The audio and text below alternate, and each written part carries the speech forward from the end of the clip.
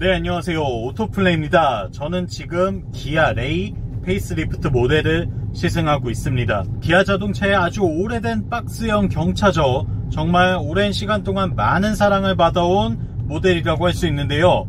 드디어 얼굴을 좀 확 바꿨어요. 전면부 이미지를 이 헤드램프 형상을 완전히 바꾸고 프로젝션 헤드램프를 적용해서 좀 더 또렷한 눈매처럼 보일 수 있도록 만들어놨고, 그리고 후면부에도 마치 가면을 쓴 것처럼 블랙 컬러로 좀 더 포인트를 줘서 차가 다부진 인상을 줄 수 있도록 뭔가 작지만 그래도 이 존재감이 확실해 보이도록 만들었다는 게 이 차의 장점이라고 할 수 있을 것 같은데요. 과연 이 레이가 페이스리프트로 돌아오면서 어떤 점이 더 좋아졌고 어떤 점에서 매력을 느낄 수 있는지 지금부터 저와 함께 만나보시겠습니다. 영상 보시기 전에 구독과 좋아요로 응원도 많이 부탁드릴게요. 네, 기아 레이 사실 워낙 독보적이죠. 일단은 경쟁 상대체가 없습니다. 경차인데 박스카이고 실내 공간이 이렇게 넓은데 여러가지 세제 혜택을 받을 수 있으면서 가격대가 비교적 저렴한 차 전혀 찾을 수가 없죠. 사실 차량의 품질이나 전반적인 상품성이 나쁘지 않아요. 거기다가 이번에는 더 좋아졌죠. 일단 모든 시트가 다 풀플랫이 됩니다. 이 운전석 시트까지도 완전히 접을 수가 있어서 차량 실내 공간에 매트 하나만 깔면 차박 공간으로 넉넉하게 이용할 수 있을 만큼 80이 되는 성인들도 충분히 잘 수 있을 정도로 넉넉한 차박 공간을 누릴 수 있다는 게 장점이고요. 그리고 여기에 와이드 인포테인먼트로 비교적 그래도 작지 않은 화면으로 안드로이드 오토나 애플 카플레이도 활용을 할 수가 있고, 운전석에 제한되어 있긴 하지만 통풍 시트도 장착이 되어 있습니다. 2단으로 조절 가능한 통풍 시트를 갖추고 있고 열선 스티어링 휠도 있고요. 물론 열선 시트도 있죠. 경차를 타면서도 누릴 수 있을 법한 편의 장비들을 잘 갖추고 있는 게 이 차의 장점이자 매력이라고 생각합니다. 또한 무엇과도 바꿀 수 없는 엄청난 실내 공간은 진짜 이 차의 큰 자랑거리죠. 실내 공간이 뚫고 넘치죠. 이게 경차가 맞아? 라는 생각이 들 정도예요. 그만큼 공간 활용성에 중점을 두고 많은 신경을 써서 잘 설계된 차라는 걸 증명해내고 있는 모습이죠. 그리고 휠 디자인도 바뀌었어요. 과거의 휠에 비해서 좀 더 예쁜 새로운 타입의 스타일로 바뀐 모습을 볼 수가 있는데, 사이즈는 동일하지만 디자인을 바꿔놨습니다. 확실히 좀 더 세련된 이미지를 느낄 수가 있다는 것도 포인트가 될 것 같아요. 네모 반듯한 디자인으로 되어 있기 때문에 외부에서 보면 굉장히 귀엽고 아기자기한 느낌이 나고, 사실 이 차는 뭔가 경차라고 해서 깔보거나 이런 느낌으로 다가오지 않아요. 그냥 또 하나의 애장품, 장난감 같은 그런 느낌으로 편하게 이동을 시켜주는 이동수단이 될 수 있기 때문에 그런 점에서 많은 분들이 선호하시고 매력을 느끼시는 것 같더라고요. 이 운전석 쪽에는 1열, 2열 도어가 그냥 일반 승용차와 동일한 방식이에요. 근데 조수석 쪽에는 슬라이딩 도어를 채택을 하고 있습니다. 슬라이딩 도어와 그리고 B필러가 없는 디자인을 이용해서 조수석 도어를 열고, 그리고 조수석 뒤쪽에 슬라이딩 도어를 열었을 때 완벽하게 펼쳐지는, 정말 양문형 냉장고처럼 문을 열 수 있는 그런 공간이 만들어지는데요. 짐을 싣고 내리기 편할 뿐만 아니라 사람이 타고 내리기에도 정말 그 어떤 불편함도 느껴지지 않습니다. 아주 쾌적하고 확실한 개방감을 전달해 주기 때문에 여느 차에서는 볼 수 없었던 레이만의 매력을 이 차에서 느끼실 수 있을 거예요. 이러한 공간 활용성은 이 차의 엄청난 매력이자 무기가 되는 것 같습니다. 그리고 페이스리프트를 거치면서도 그 무기는 여전히 갖고 있는 것 같아요. 네, 다시 돌아와서 실내로 들어오면 인테리어 자체는 기존과 크게 변하지 않았어요.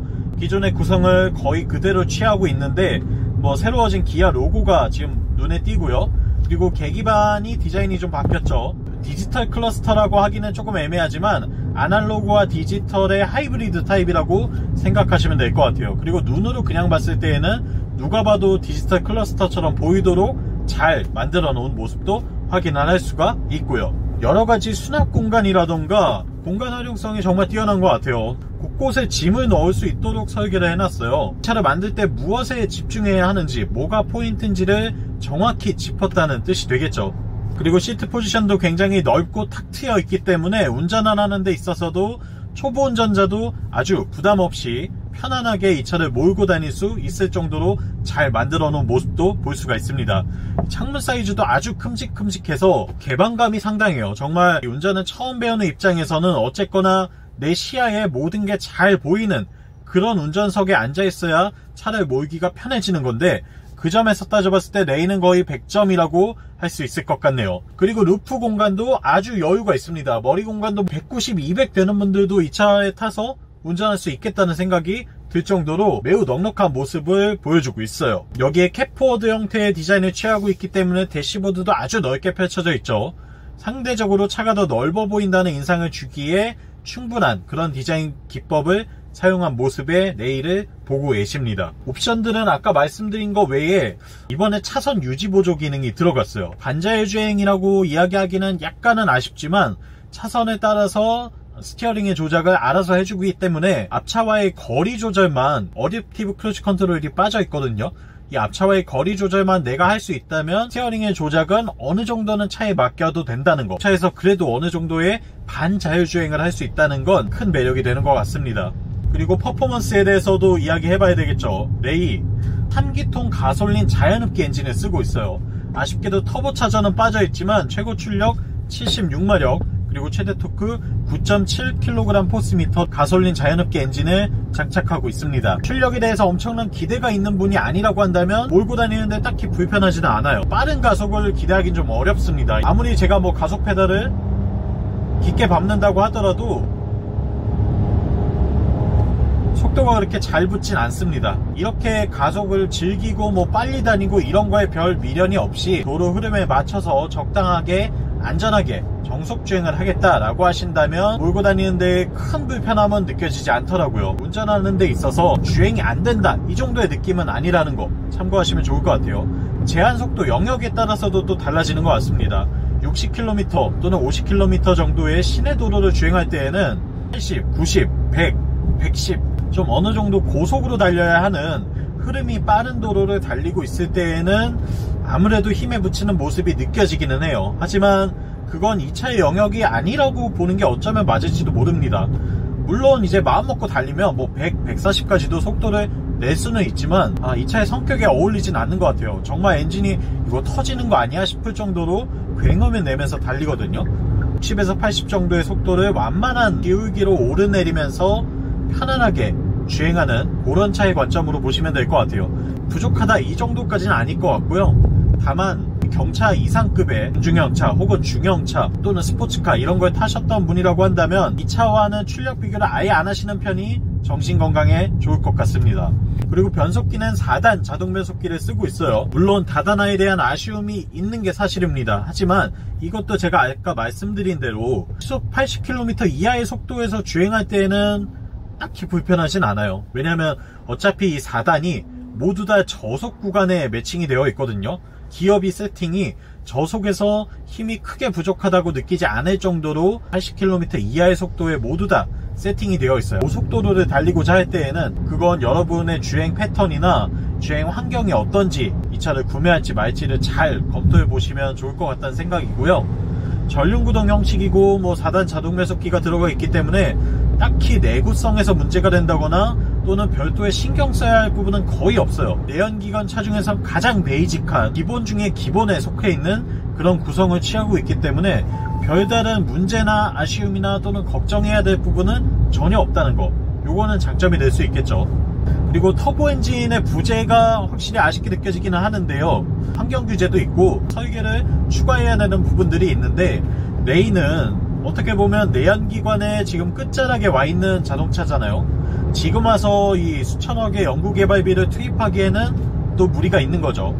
그러다 보니까 어쩔 수 없이 기존의 파워트레인을 계속 유지하는 쪽으로 가닥을 잡았는데, 그래도 정말 이 파워트레인이 싫다 하시는 분이라고 한다면 전기차를 기대해 보시는 건 괜찮을 것 같아요. 아마 이르면 내년 정도에는 레이 전기차를 만날 수 있지 않을까 조심스럽게 예상해 보게 되는데요. 레이 전기차도 괜찮을 것 같죠. 하지만 전기차는 가격이 일단 비싸질 거고요. 그리고 주행거리에 제약이 생길 거기 때문에 이런 부분에서 나는 그건 좀 힘들 것 같다 판단하는 분이라고 하신다면 이 내연기관 레이를 지금 선택하시는 게 좋은 게 아닐까 라는 생각이 듭니다. 또한 레이는 가격도 잘 안 떨어지잖아요. 중고차 시장에서 정말 압도적인 가격 방어를 보여주는 게 이 차라고 할 수 있기 때문에 그런 점에서 봤을 때에도 구매 가치는 여전히 충분한 것 같고요. 이 서스펜션의 세팅이라던가 또는 브레이크의 성능 뭐 이런 건 굳이 이야기할 필요는 없는 것 같아요. 어떤 특성이 있다거나 뭐 고속에서 어떻다거나 안정감이 어떻다거나 이런 부분들이 이 차와는 별로 어울리지 않는 평가들입니다. 일단 제가 이렇게 말씀드리는 전제는 시속 80km 이하에선 전혀 아무런 문제가 없어요.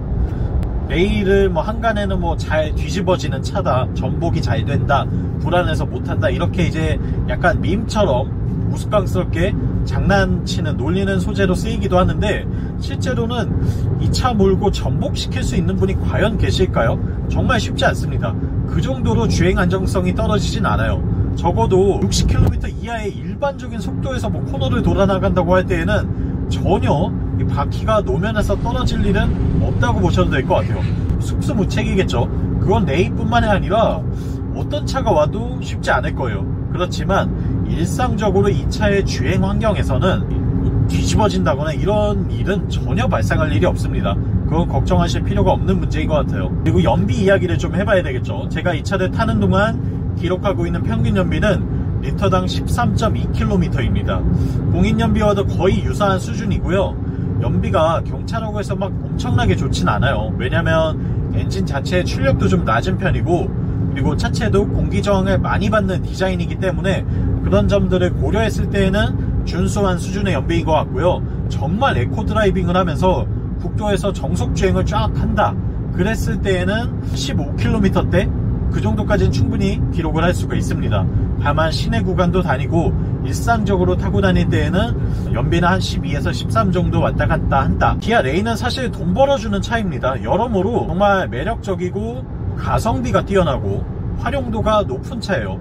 여러분들이 이 차를 몰고 막 와인딩을 한다거나 뭐 짐을 아주 가득 싣고 막 이 산길, 고갯길을 달려야 한다거나 혹은 고속도로에서 뭐 120, 140으로 막 쏘면서 타야 하는 그런 조건이 아니라고 하신다면 매우 가성비 높은 차라고 평가하고 싶습니다. 게다가 이번에는 풀플랫 기능까지 더해지면서 차박을 비로소 제대로 즐길 수 있는 그런 차가 되었기 때문에 그 점에서도 매력이 있지 않나 싶어요. 지금까지 기아 레이 페이스리프트 모델을 만나봤고요. 저는 오토플레이였습니다. 영상 유익하셨다면 구독과 좋아요로 응원도 많이 부탁드리고요. 궁금하신 점이 있다면 댓글 남겨주시면 제가 아는 선에서 최대한 답변 드리도록 하겠습니다. 네, 다음 시간에 또 만나요. 안녕!